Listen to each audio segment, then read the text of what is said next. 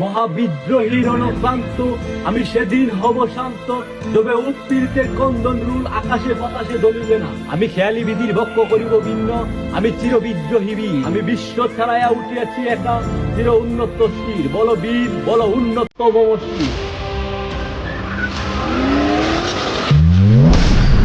কোথায় এত হাতে গুলি করছে?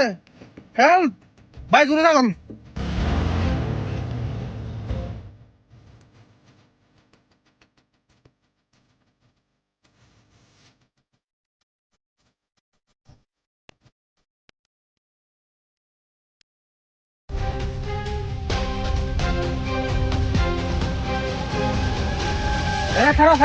তুই কেটা বড় হয়ে কই যা? স্যার, আমি উসমান হাদির খুনি, আমার ছেড়ে দেন। ও বড় সাল, তোর কথা গেছিল, তাড়াতাড়ি যা। किधर जा रहा है? हाँ, मैं मोदी बोल रहा हूँ। हाँ? जो लड़का को पकड़ा है उसको इंडिया आने दो, ठीक है? हाँ जी जी जी सर, ओके ओके। वो मेरा आदमी है। हाँ जी सर, ओके।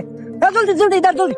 ঠিক একইভাবে দেশের আইন ব্যবস্থা দুর্বল থাকার কারণে ভারতীয় সীমান্ত দিয়ে পালিয়ে যাচ্ছে হাজারো কুখ্যাত খুনি সন্ত্রাসীরা।